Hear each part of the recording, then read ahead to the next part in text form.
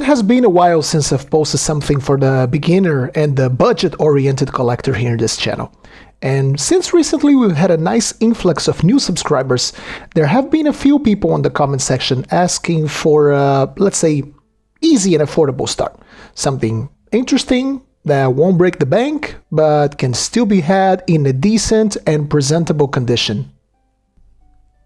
And since one of the main objectives of this channel is to show that everyone can collect ancient coins, from those with deep pockets to the average guy like myself, today we're going on a budget-oriented journey through time, looking at affordable coins from the 4th century BC all the way to the Middle Ages. So let's go!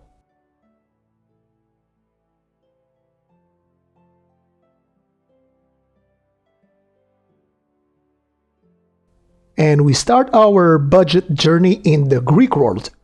The Greeks were very urbanized from quite an early stage in their history, and being one of the first people to introduce coinage.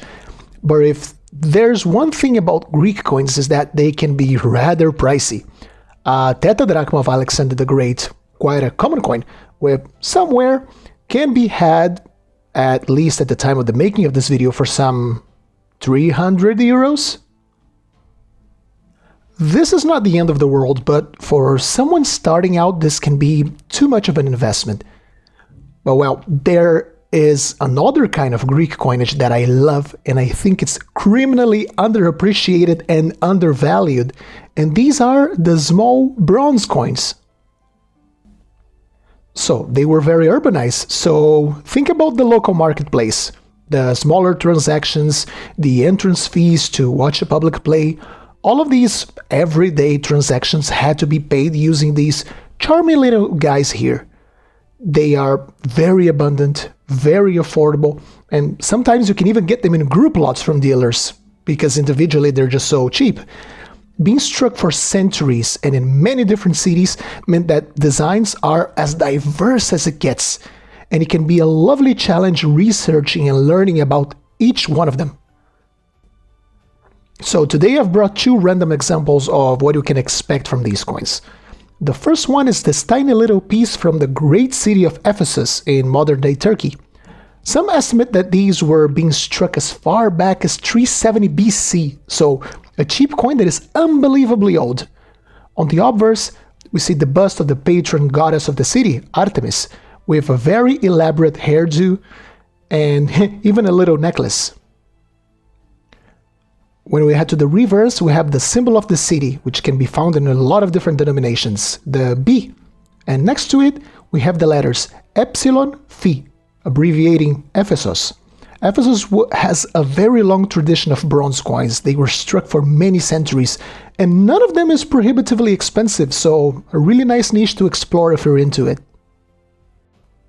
Now, for another example, we're going close to Ephesus, but to another city. We go to Myrina, another city-state.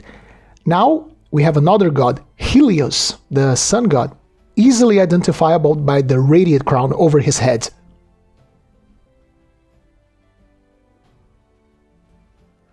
Heading to the reverse, we have this tiny little but very delicate amphora. The amphora was the vessel where you would put olive oil, you would put foodstuffs, you would load them up on ships, and you would transport them to sell in another city. So it's a really nice little symbol in a coin which represented what it was used to buy. Basic foodstuffs, olive oil, and very basic things for everyday transactions. And just like in the previous coin, we have some little letters representing an abbreviated name of the city where it comes from. So we can read Mi, and at the other side, Ri, from Myrina. Leaving the Greeks, we head to the Romans. And as a Roman collector myself, I say everyone out there must have a denarius. It's such a fascinating coin, so diverse, being struck for some 5 centuries, featuring so many incredible emperors and different designs. And as far as budget denarii goes, nothing beats those minted during the 3rd century. The 3rd century was a problematic one for the Romans, and many older denarii were withdrawn, mixed with copper, and restruck in massive numbers as new denarii of lesser quality, resulting in a super big number of coins reaching our days because so many were struck. Add to the fact that this century saw lesser known emperors compared to your typical Augustus, Trajan, or Nero, and you have lots of coins and less demand, so you can buy really decent coins for less than 100 euros, many for substantially less than that. But don't discredit these emperors, many have very interesting stories behind them, some worthy of an HBO series, seriously. I've picked up a denarius of ELAGABALUS to illustrate my point. This coin was struck between 218 and 222 AD. Very, very colorful and unique character Elagabalus was, and his coinage is very numerous despite his short reign. In fact, you can also get coins from his grandmother and his 2 wives. We have on the obverse this very well preserved portrait of him, with his real name, Imperator Antoninus Augustus. Elagabalus was just a nickname given to the populace and by historians. Heading to the reverse, we have this basically mint-state depiction of Felicitas, the goddess of happiness, asking for good times to befall the emperor, with the legends, Temporum Felicitas, times of happiness. I always tell people to buy the best coin you can afford, and 3rd century denarii really offer fantastic condition without breaking the bank. Now we head for this much more substantial Roman silver coin. Here we have an Antoninianus, or the double denarius, distinguished from the denarius by the radiate crown on the emperor's head, or, in case of this piece, the moon behind the empress's bust. These were struck from the early 3rd century all the way to 295 AD, so right at the turn to the following century, getting smaller and worse as the years passed. And just like with the denarius, these were struck in enormous quantities, so many have reached our days. This coin was struck in 215 AD, during the reign of Emperor Caracalla for his mother, the Empress Julia Domna, wife of the previous Emperor Septimius Severus. This is an early coin of the denomination, so an early Antoninianus, back when they were still of good silver and good weight. But even these early coins can still be had for reasonable prices, and look at it, it's impressive, it's big and it's super shiny. Heading to the obverse, we have this rather angry looking bust of the emperors with this very elaborate hair and the legends which read Julia Pia Felix Augusta, or Julia, dutiful and well-fortuned empress. On the reverse we have a seated image of Venus, in this case Venus Genetrix, or Venus the Great Mother, a lovely allusion to the mother of the emperor as Venus herself.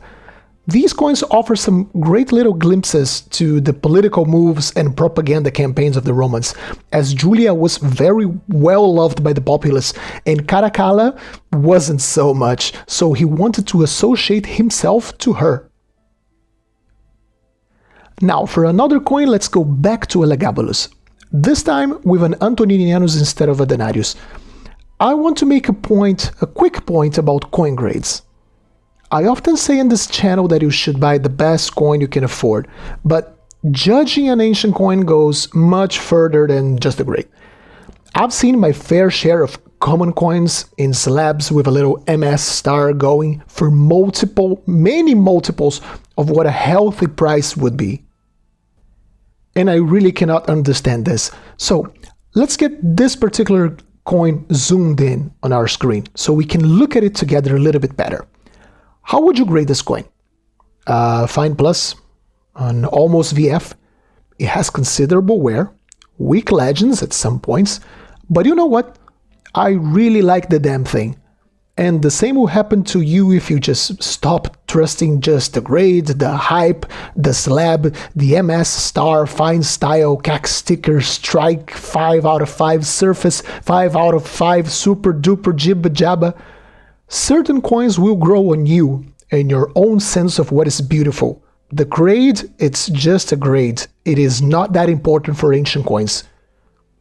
Guys, just look at what a coin looks like. How does it look? Its style.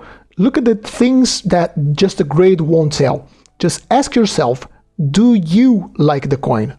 If you do, it is worth buying. Okay, enough of my little rant. So let's move forward in time. We get to the late Roman Empire. And during this time period, the most common coin by far was the numus, or follis. These were struck from the year 295, during the reign of Diocletian, all the way to the fall of the empire in 476. They are very numerous, they have very clear designs, very clear legends, which make them very easy to identify and affordable coins for beginners.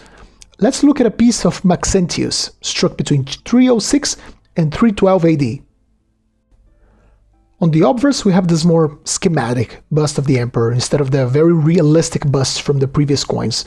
And the legends read Imperator Caesar Maxentius Pius Felix Augustus in a very blocky and easily recognizable letter. Late Roman letters and coins are really easy to attribute because their letters are just so clear and easy to read. Heading to the reverse, we have the Temple of Dea Roma, a building that actually existed in ancient Rome, with a giant statue of the goddess Roma inside, as we can see in the center.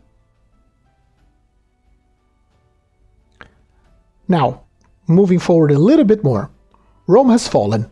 Let's head to the surviving half of the Roman Empire during the Middle Ages, the Byzantine Empire. Let's look at this absolute monster of a coin here. This is also a follis, just struck much later, at around the year 500. Byzantines are known for their abundant gold coinage, but for every gold coin they struck, they made hundreds of bronze coins for their very urbanized society.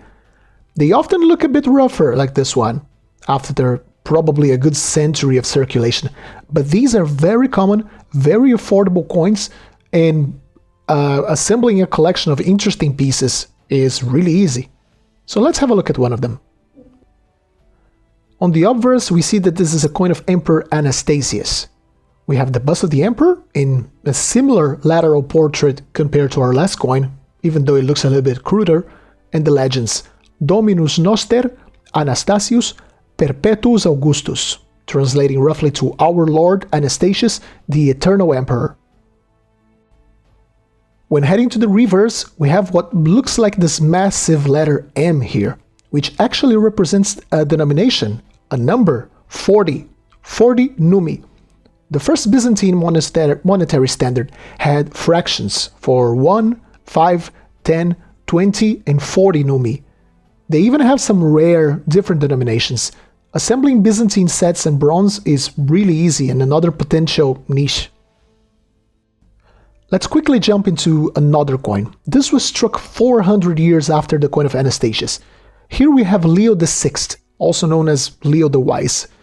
Now we have this very medieval looking front-facing bust of the emperor, which for me looks like it came straight out of a medieval manuscript. And in the legends we can see Leon Basileus Romaion, Leon, king of the Romans. Now on the reverse, instead of a denomination, we just have some inscriptions which reinforce the position of Leon as king of the Romans. And finally, to wrap up our budget journey through time, how about a couple of medieval coins? So after the fall of Rome, you had this fragmentation of the European territories in a bunch of different kingdoms. And with the formation and dissolution of said kingdoms throughout the Middle Ages, we have another explosion of different designs as things were very insular. It's another very rich period numismatically, and a lot of collections can be made for cheap because there's just so much out there. So let's take a look at just a couple of examples. And we kick things off with a Spanish coin. So let's head to the year 1373 at the Kingdom of Castile and Leon, under the King Henry III of Castile. For this piece, a humble dinero that would have circulated around the normal populace, because these are very abundant, we have on the obverse this lovely little castle with the legends Enricus Rex Castelle, Henry, King of Castile, around the borders in this nice little Gothic lettering. On the reverse, we have a lion, completing the Castile and Leon, which roughly translates to castle and lion, with the legends also saying Enricus Rex Castel. All over Europe, this kind of small silver or billion coin circulated, and they were struck in vast numbers, meaning someone wishing to assemble an international medieval collection can have representative pieces from many different kingdoms without spending a fortune. And finally, to wrap it up, another medieval piece. I wanted to show this one because I recently purchased it. This is clearly fancier and better quality than the last one, but still, this is a coin under 100 euros that has the very best medieval die engravers could offer, showing how 100 euros actually goes very far in medieval coinage.